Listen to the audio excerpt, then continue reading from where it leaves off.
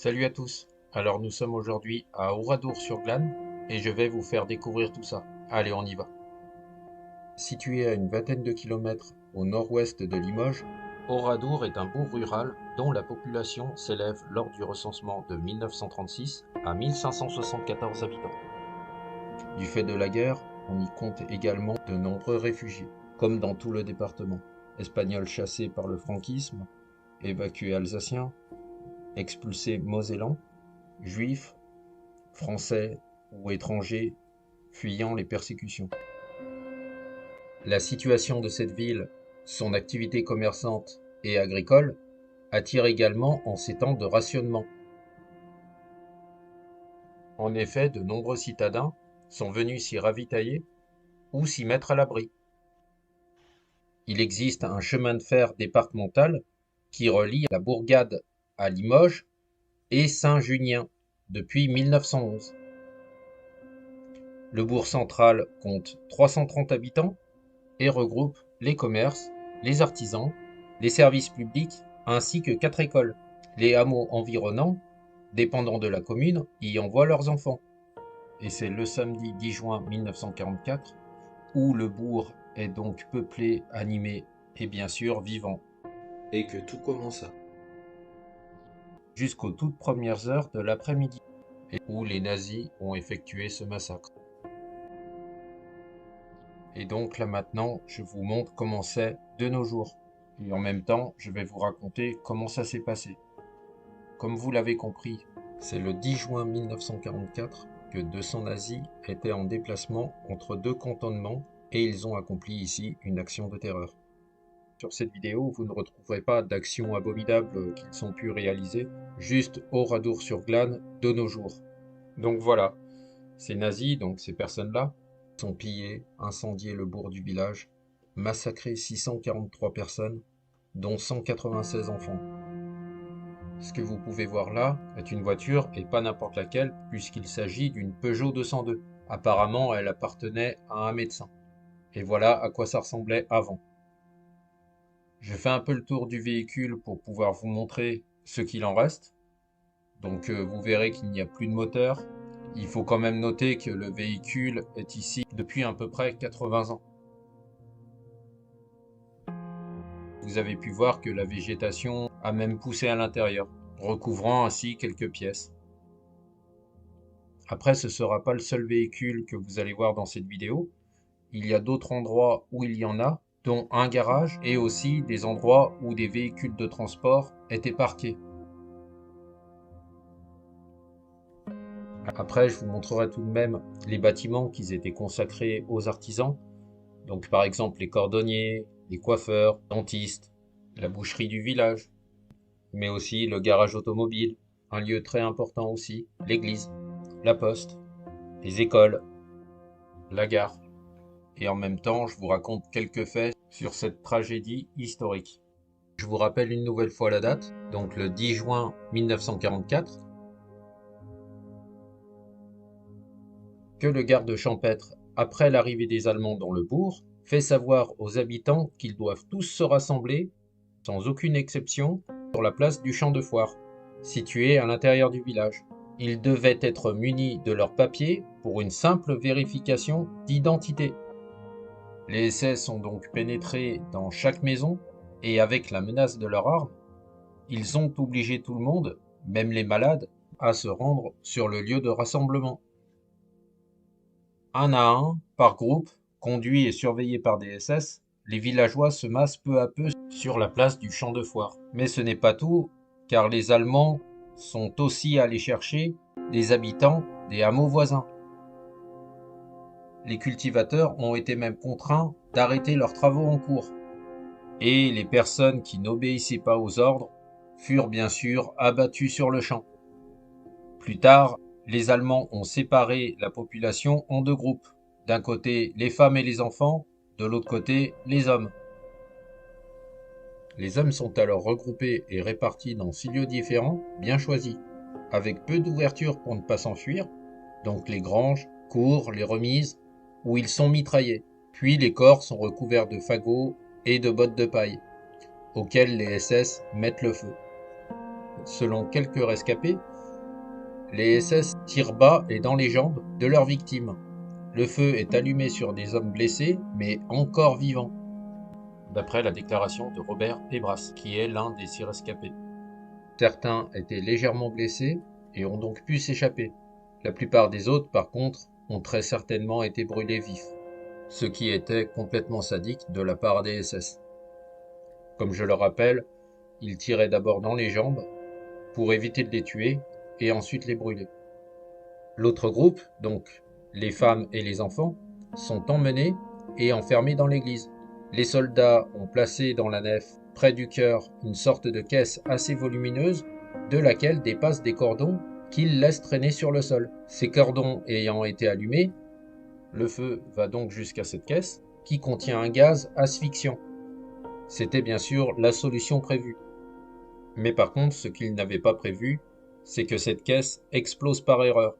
Du coup, c'est une fumée noire, épaisse et suffocante qui se répand à travers toute l'église. Alors, les femmes et les enfants ne pouvaient plus rester en place. Et donc, une fusillade éclate dans l'église. Puis, la paille, des fagots, des chaises de l'église sont jetés sur les corps qui gisent sur les dalles du sol. Et les SS y mettent ensuite le feu. Des débris alors de 1,20 m de hauteur recouvrent les corps. Au final, c'est seulement une seule femme qui survit au carnage. En effet, le chœur de l'église comprenait 3 ouvertures. Dans un instinct de survie, cette femme se dirige vers la plus grande, celle du milieu, et à l'aide d'un escabeau qui servait à allumer les cierges, elle parvint donc à atteindre cette ouverture. Le vitrail était brisé, elle se jette par l'ouverture, et après un saut de 3 mètres, elle atterrit au pied de l'église sur un fourré. Et elle est blessée par un SS en fuyant vers un jardin voisin. Les SS, plus tard, inspectent de nouveau les maisons du bourg, et ils y tuent tous les habitants qui ont échappé à leur premier massacre, en particulier les personnes qui avaient un problème d'état physique et qui ne pouvaient pas se rendre au lieu de rassemblement. C'est ainsi que les équipes de secours trouveront dans diverses habitations des corps brûlés qui correspondaient aux personnes âgées. Un envoyé spécial des FFI, présent à Oradour, dans les tout premiers jours après la tuerie, indique qu'on a recueilli dans le four d'un boulanger les restes calcinés de 5 personnes.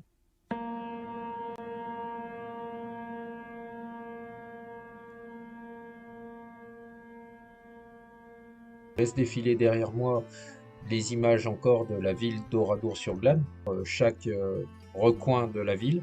C'était pas très évident pour moi de réaliser cette vidéo.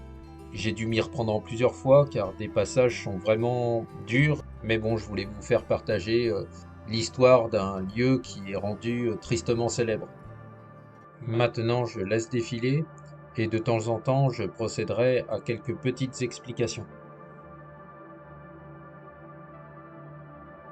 Les bureaux de la poste, et donc vous pouvez voir que le bâtiment est assez imposant et qu'il est encore en meilleur état que les autres bâtiments.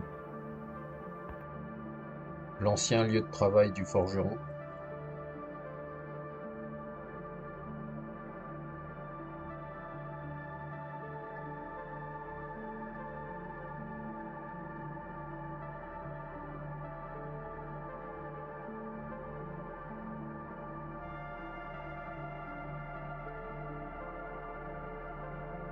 Le cordonnier.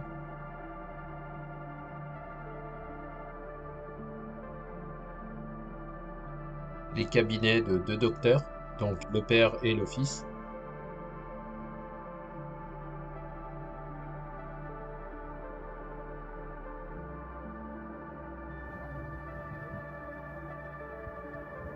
Un hôtel, mais aussi un restaurant.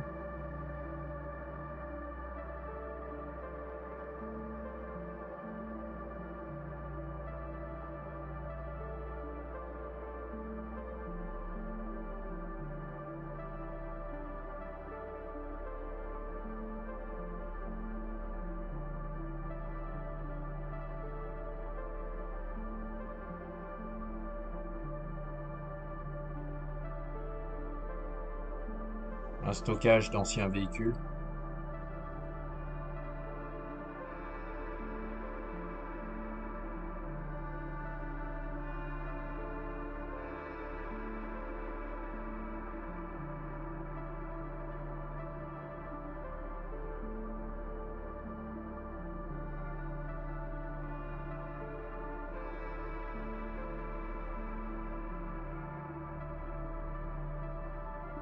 la maison d'un carrier puisatier, donc qui combine son activité de carrier, l'exploitation de carrière pour extraire des matériaux tels que la pierre, le sable ou le gravier, avec celle de la construction de puits.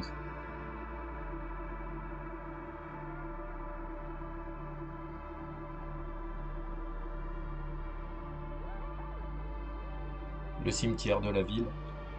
Je reste juste à la porte du cimetière, j'ai pas voulu rentrer dedans.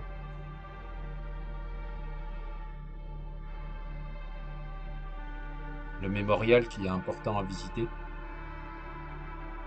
Vous allez voir de très longs couloirs et quelques pièces qui se rapportent à l'histoire d'Oradour. En mémoire bien sûr à tous ses habitants et aussi quelques pièces qui se rapportent à la Première Guerre mondiale.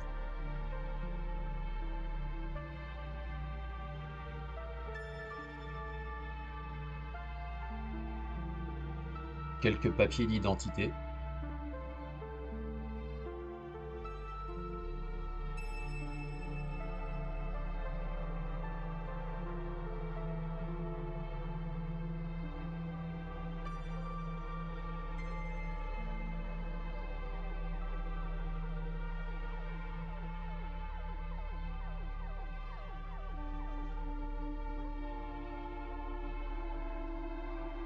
De la monnaie ancienne.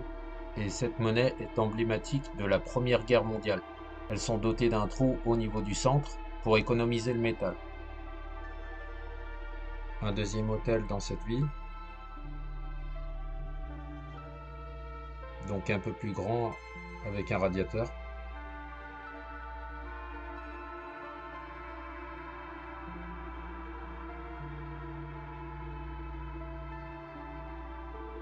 Nous voici là maintenant à l'église d'Oradour.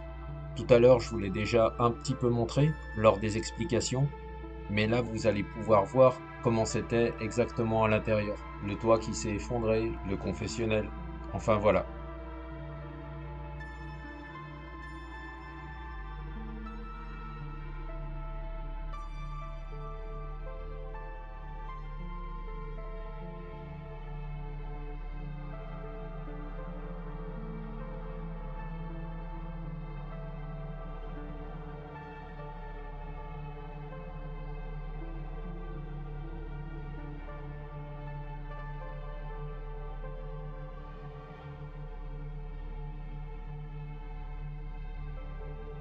Le confessionnal, qui est un meuble d'église destiné à l'audition des confessions et disposé de façon à séparer le confesseur du pénitent. La porte de l'église, avec juste à côté le bénitier, qui se trouve toujours à l'entrée de l'église, afin que les fidèles puissent y tremper le bout des doigts dans l'eau bénite et faire le signe de croix. Donc le chœur, qui est la partie de l'église réservée au clergé, vous montre encore le toit, qui s'est en partie effondré.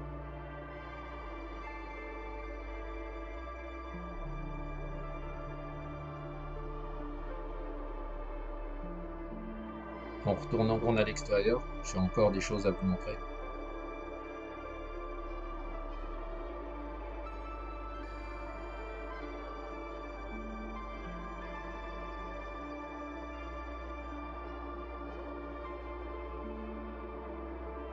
Le célèbre puits tragique, là où ont été jetés les corps.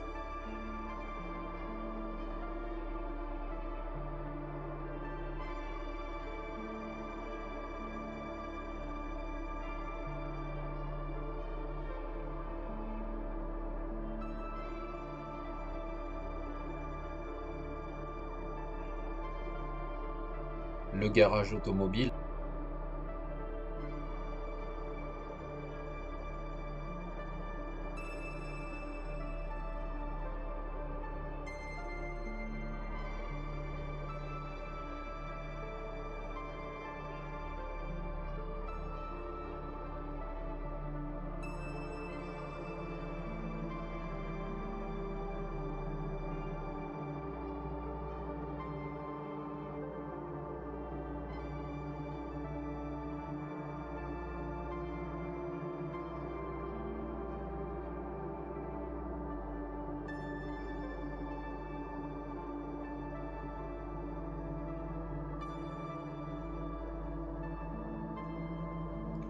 la boucherie,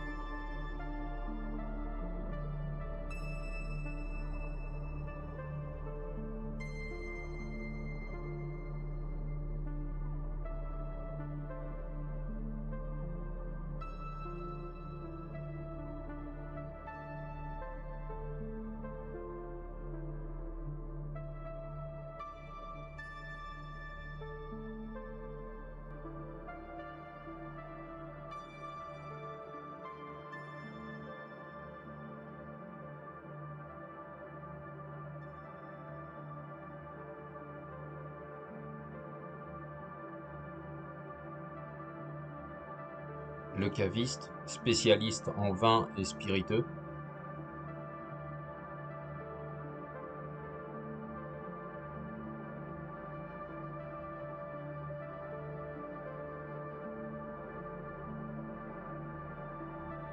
le sabotier, et petite parenthèse, il n'y en reste plus que 10 en France,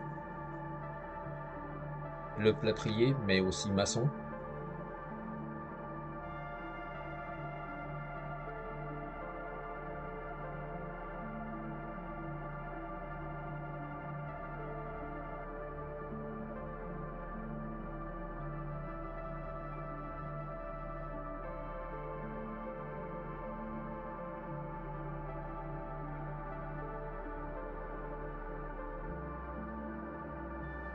la petite gare d'Oradour, où on voit toujours les rails et les poteaux des fils aériens, qui sont encore présents aujourd'hui.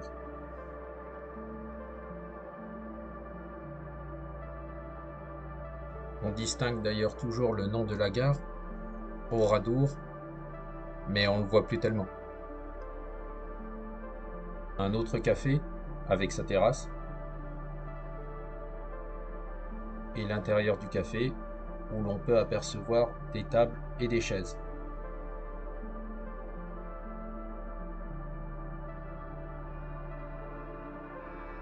Une pâtisserie,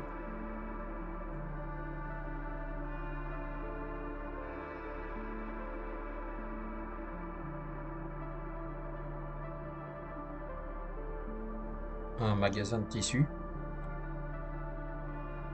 où l'on peut apercevoir ce qui devait être un lit,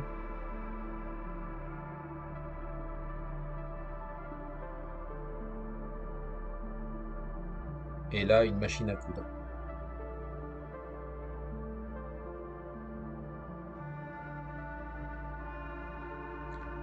L'école pour les garçons,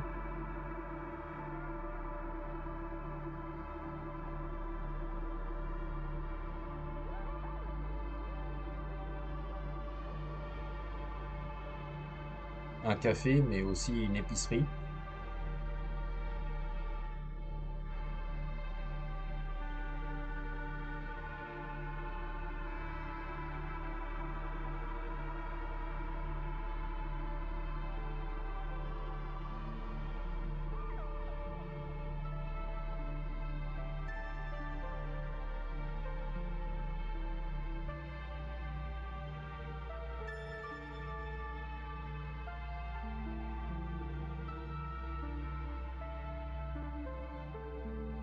un très grand bâtiment qui correspond à la menuiserie.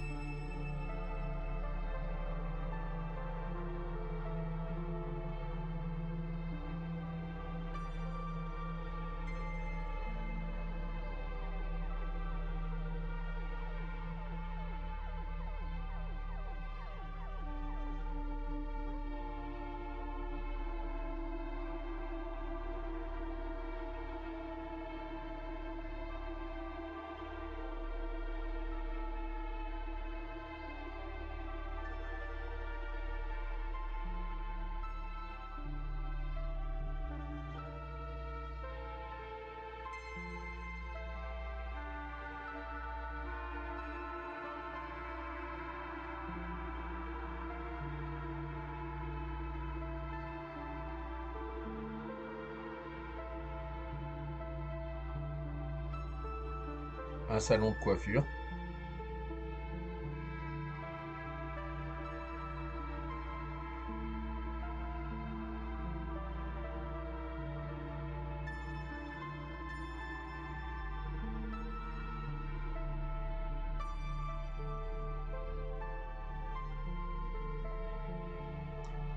Une autre école, donc peut-être une école primaire.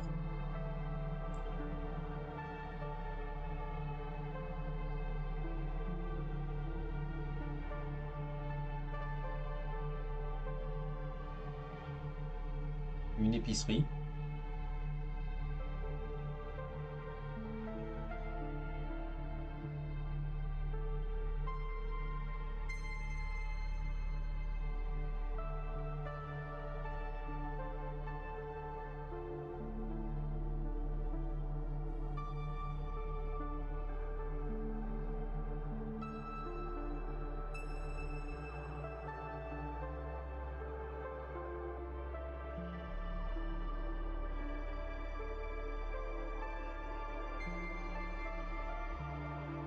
Le café central, un café mais aussi un salon de coiffure.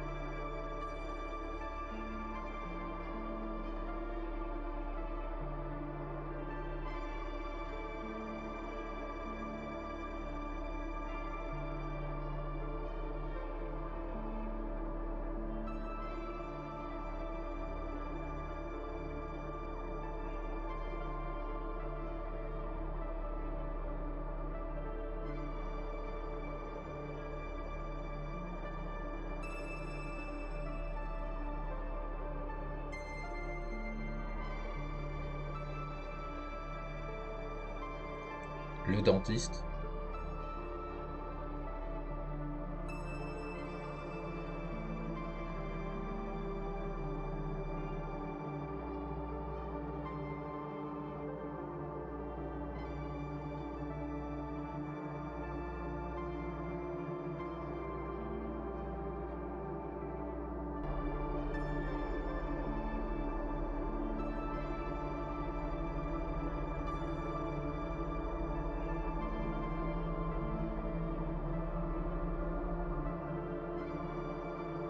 le dentiste est donc un très grand bâtiment.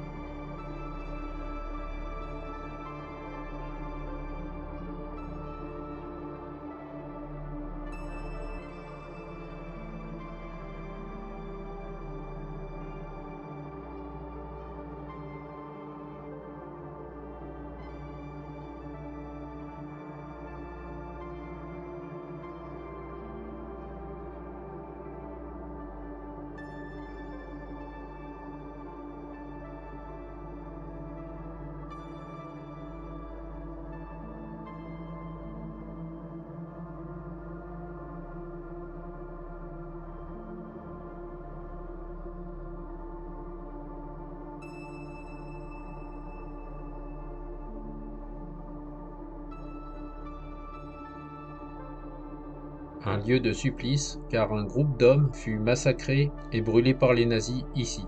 Recueillez-vous.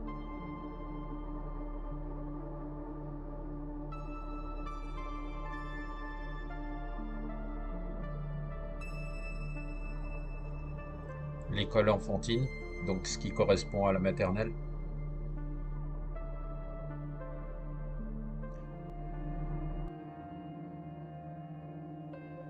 Le nom Oradour vient du mot latin oratorium, qui indique un lieu de prière pour les morts.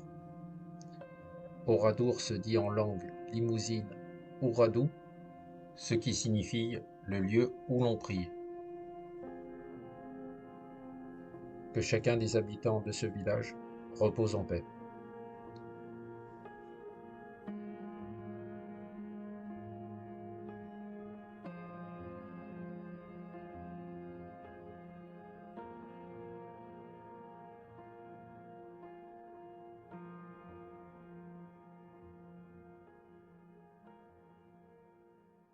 Voilà, on touche à la fin de la vidéo.